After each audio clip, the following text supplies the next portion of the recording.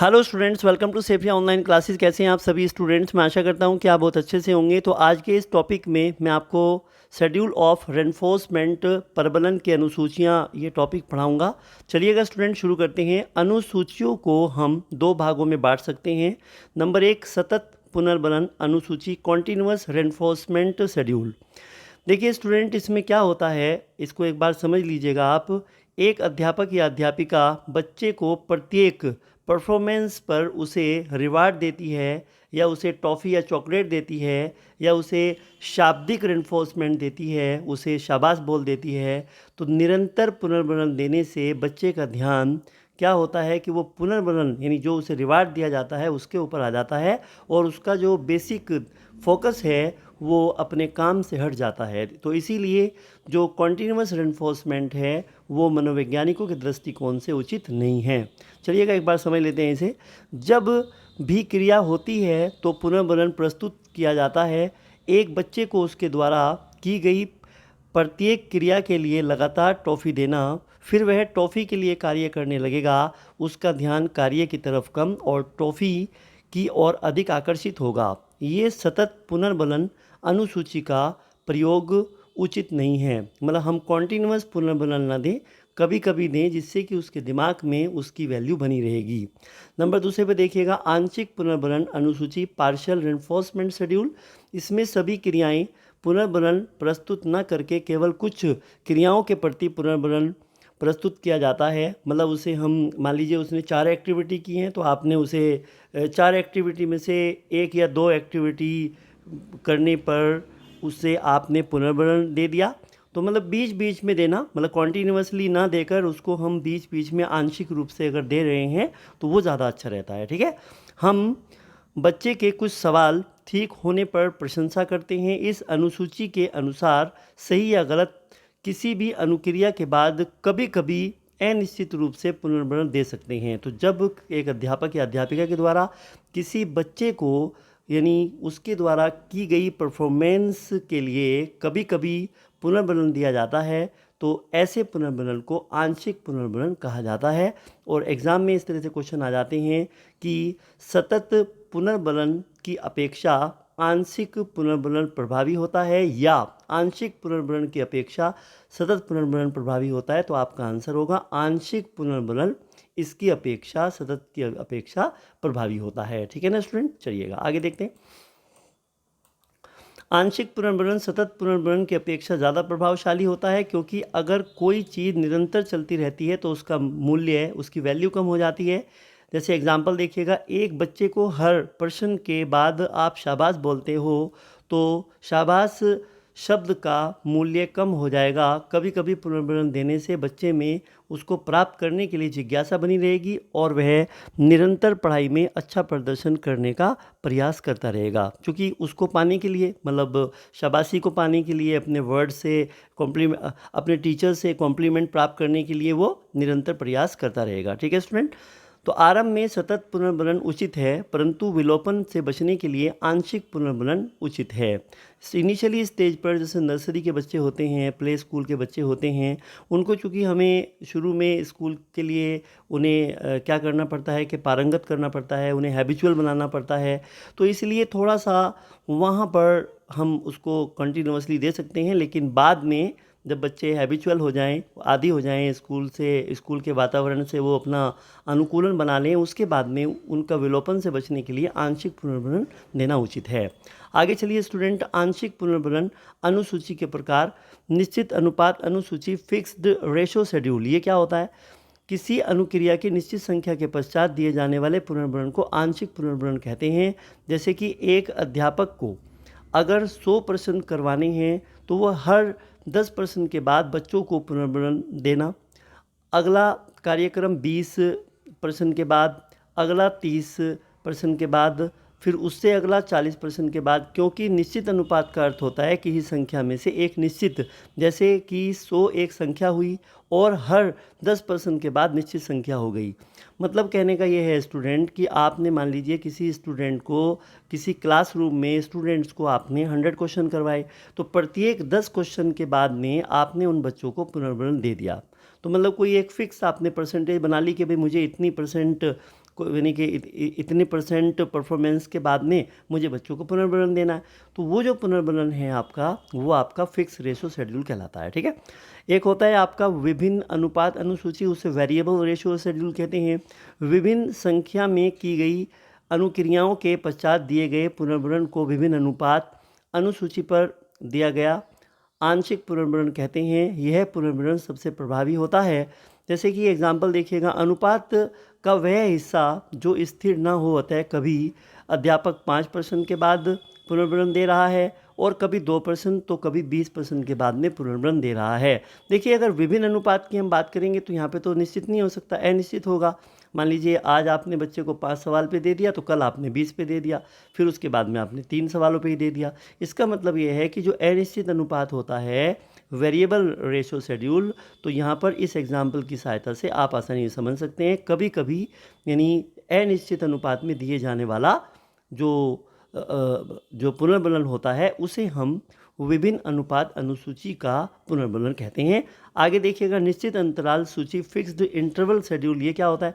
इस तरह का पुनर्बलन एक निश्चित समय पर दिया जाता है।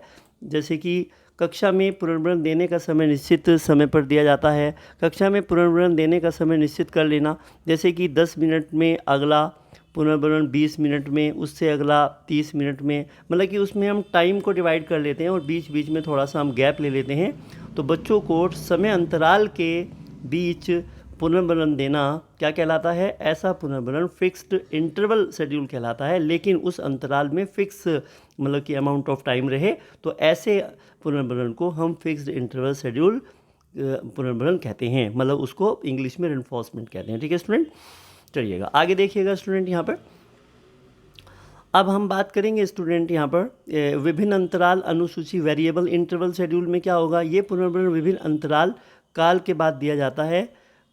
किसी क्रिया पर बार बार पुनर्बलन लगाने से वह क्रिया जल्दी से जल्दी सीखी जाती है। ठीक है ना।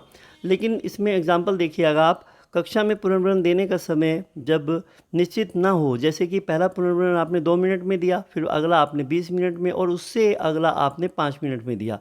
इसका मतलब ये हुआ कि जब आप विभिन्न अंतराल अनुसूची का प्रयोग करते हुए, यानी कि जो आप उसे पुनर्बलन देते हैं, समय अंतराल तो रहता है लेकिन वो निश्चित समय अंतराल नहीं होता, वो अनिश्चित होता है। तो ऐसे पुनर्बलन को हम विभिन्न अंतराल अनुसूची का पुनर्बलन कहते हैं। ठीक है। अब देखते हैं यहाँ पर अभिकर्मित अनुदेशन प्रोग्राम्ड लर्निंग। ये स्किनर का बहुत ही इंपॉर्टेंट एक पॉइंट है, इसको देखिएगा ध्यान से। इसमें विषय वस्तु को छोटे छोटे पदों में बांटा जाता है। इसमें छात्र पहले अनुक्रिया करते हैं जिसके तुरंत बाद उन्हें पुनर्बलन मिलता है। इसमें टीचिंग मशीन का प्रयोग किया जाता है। इसमें छात्र स्वयं गति से अध्ययन करते हैं, वे स्वयं मूल्यांकन करते हैं, शिक्षक केवल मार्गदर्शन करता है। बच्चे इसमें खुद ही मतलब सेल्फ लर्निंग ओरिएंटेड होती है ये। नेक्स्ट देखिएगा, और टीचर का रोल इसमें मात्र एक क्या रहता है, एक सुपरवाइज़र का रहता है। मतलब वो उन्हें केवल सुपरविज़न देता है, उन्हें गाइडलाइन प्रोवाइड करता है, इसके अलावा टीचर का कोई रोल नहीं रहता है इसमें। ठीक है, बच्चे इसमें स्वयं ही करके सीखते हैं। अभिकर्मित अनुदेशन के जो प्रकार हैं, एक तो बाह्य होता है, बाह्य अथवा इसको हम रेखीय अभिकर्मित अनुदेशन भी कहते हैं, उसको लीनियर प्रोग्राम लर्निंग कहते हैं। और इसका जो प्रतिपादन है वो BF स्किनर साहब ने किया था। इसमें छात्रों की अनुक्रियाओं पर प्रोग्रामर अभिकर्मक का नियंत्रण होता है। सभी छात्र एक समान रास्ते का अनुसरण करते हैं। यह छोटे स्तर के विद्यार्थियों के लिए बहुत ज़्यादा उपयोगी होता है। एक होता है शाखीय आंतरिक अभिकर्मित अनुदेशन, ये ब्रांचिंग प्रोग्राम लर्निंग इसे कहते हैं। इसका प्रतिपादन नॉर्मन एन क्राउडर ने किया था 1955 या 1960 में। इसमें बहुविकल्पी प्रश्न होते हैं। इसमें निदान व उपचार साथ साथ होता है। इसमें स्वगति का सिद्धांत लागू होता है। अवरोही मैथेटिक अभिकर्मिक अनुदेशन, इसको हम डिसेंडिंग प्रोग्राम लर्निंग कहते हैं। ये थॉमस एस गिलबर्ट ने 1962 में दिया था और इसमें समस्या का समाधान अंतिम पद से प्रथम पद की ओर किया जाता है और इसमें विषय वस्तु की निपुणता यानी मास्टरी पर बल दिया जाता है। क्योंकि बच्चे को जब क्या है कि उसमें हम नीचे से ऊपर की ओर बच्चे को सिखाते हैं कि वो पहले अंतिम पद से वो यानी कि अंतिम पद को पहले पढ़ेगा और बाद में वो प्रथम पद की ओर जाता है। तो इसमें क्या होता है, इसमें समस्या का जो समाधान होता है अंतिम पद से प्रथम की ओर जाता है, मतलब वो पहले अंतिम पद को देखता है, उसके बाद में वो, और ये उच्च क्लास के लिए उपयोगी होता है, ये छोटे बच्चों के लिए नहीं होता। ठीक है स्टूडेंट, ये उच्च स्तर के लिए उपयोगी होता है। और कंप्यूटर आधारित अभिक्रमित अनुदेशन, उसे कंप्यूटर एडेड लर्निंग, ठीक है ना, कहते हैं। और ये लॉरेंस स्टिलारो तथा डेनियल डेविस ने इसको 1965 में प्रतिपादित किया था। तो इतना आपको याद रखना है। अब देखते हैं नए निमित्तिक अनुबंधन, इंस्ट्रूमेंटल कंडीशनिंग, ये क्या होती है। जब चूहे का पैर संयोग से लीवर पर पड़ गया तो उसे खाना मिल गया। कुछ देर के बाद उसने फिर से लीवर दबाया और खाना मिल गया। लीवर दबाने की अनुक्रिया प्रसूत अनुक्रिया है, जिसका परिणाम भोजन प्राप्ति है। इस प्रयोग के अनुसार लीवर दबाने की अनुक्रिया भोजन प्राप्त करने का निमित्त यानी कि एक इंस्ट्रूमेंट है, इसलिए इसे नैमित्तिक अनुबंधन यानी इंस्ट्रूमेंटल कंडीशनिंग भी कहते हैं। तो कई बार ये पेपर में आ जाता है कि भाई जो नैमित्तिक अनुबंधन है ये किसने दिया, तो ये स्किनर ने दिया। इसको याद कर लीजिए आप, इंग्लिश में आसान रहेगा आपके लिए, इंस्ट्रूमेंटल कंडीशनिंग। ठीक है, चलिएगा।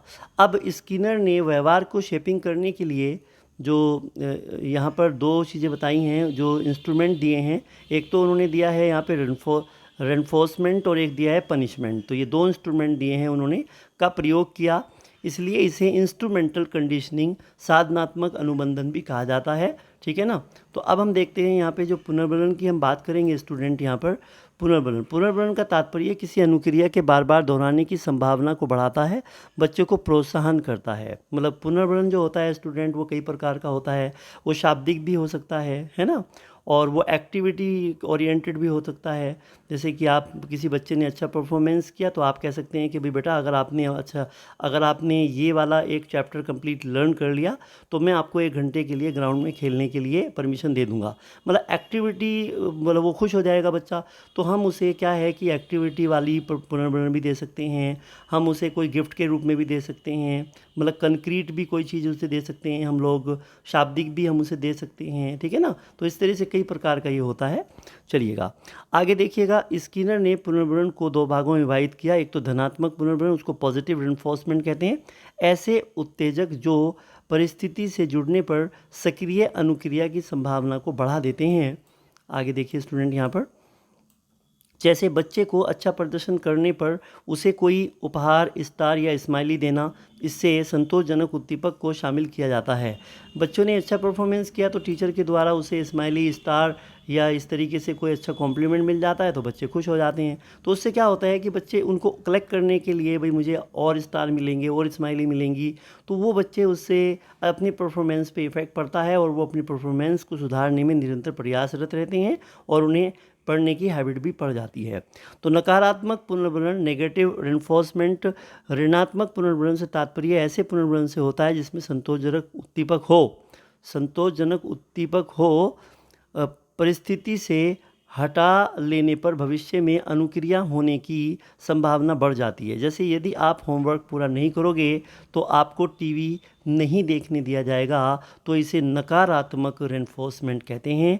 मतलब कि बच्चे को वो चीज़ से रोक देना जो उसे ज़्यादा अच्छी लगती हो, तो फिर वो उसको करने के लिए क्या करेगा, फिर वो उसको अपनी पसंद की चीज़ को करने के लिए, चूँकि जिस को करने से बच्चों को टीवी देखने से, खेलने से वहाँ ज़्यादा इंटरेस्ट होता है बच्चों का। ठीक है ना। तो वो वहाँ पे सेटिस्फैक्शन मिलता है, उन्हें संतोष मिलता है। तो उनकी संतोष वाली चीज़ को जब आप हटा लेते हैं और उसके एवज़ में आप उनसे कोई वो काम लेते हैं जो आप चाहते हैं, तो फिर वो वाला जो पुनर्बलन होता है वो आपका नकारात्मक पुनर्बलन कहा जाता है। आगे देखिए स्टूडेंट, पनिशमेंट, ये पॉजिटिव और नेगेटिव 2 प्रकार का होता है। पॉजिटिव पनिशमेंट, इसमें असंतोषजनक उद्दीपक को जोड़ा जाता है। जैसे यदि किसी बच्चे ने होमवर्क अच्छे से नहीं किया तो उस होमवर्क को 5 बार दोबारा करने के लिए कहना, तो बच्चा क्या करेगा कि वो पहली बार में ही फिर अच्छे से करेगा, क्योंकि उसे दोबारा 5 बार करना पड़ेगा तो उसे काफ़ी परिश्रम करना पड़ेगा। तो इससे बचने के लिए वो क्या करेगा, पहली बार में ही अपना अच्छा होमवर्क करेगा। तो इसका मतलब कि ये जो चीज़ हुई उसके लिए असंतोष उद्दीपक जोड़ दिया आपने उसके साथ में। ठीक है ना।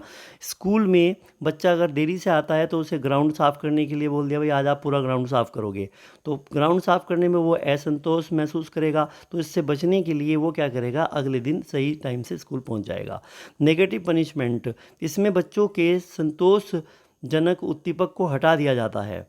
इसमें तो असंतोष को जोड़ दिया जाता है और इसमें संतोषजनक को हटा दिया जाता है। इसको नेगेटिव पनिशमेंट कहते हैं, ठीक है। इसमें कन्फ्यूजन होता है कई बार, ध्यान से समझ लीजिएगा इसको। इसमें बच्चों के संतोषजनक उद्दीपक को हटा दिया जाता है। होमवर्क पूरा न करने पर, शोर या फिर कक्षा में शोर मचाने पर बच्चों को लंच टाइम में पढ़ने के लिए कहना, या दो दोस्तों को अलग अलग बिठा देना। मान लीजिए एक स्टूडेंट है, वो कक्षा में शोर मचा रहा है क्लासरूम में, ठीक है। आपने क्या किया, उसके फ्रेंड से उसे हटा दिया। अब अपने फ्रेंड के साथ बैठ के तो उसे मौज मस्ती करने का मौका मिलता है, तो वहाँ पे तो वहाँ पे जो है आपने तो उसका जो कंफर्ट जोन था, जो उसे संतोष देने वाली चीज़ थी, वो तो आपने वहाँ से उसे हटा दी, ठीक है ना। या फिर आपने उसे लंच टाइम में पढ़ने के लिए बोल दिया, लंच टाइम तो उसका खेलने का टाइम था। तो इसलिए अगर किसी बच्चे का संतोषजनक उद्दीपक को हटा दिया जाता है तो ऐसे पनिशमेंट को हम नेगेटिव पनिशमेंट कहते हैं, ठीक है। आगे देखिएगा, डेविड प्रीमैक प्रिंसिपल, यहाँ से सीटेट में क्वेश्चन बहुत आते हैं, इसको ध्यान से दीजिएगा। देखिएगा, राजू पढ़ने के बजाय बाहर खेलना पसंद करता है। उसकी माँ चाहती है कि राजू ज़्यादा पढ़े।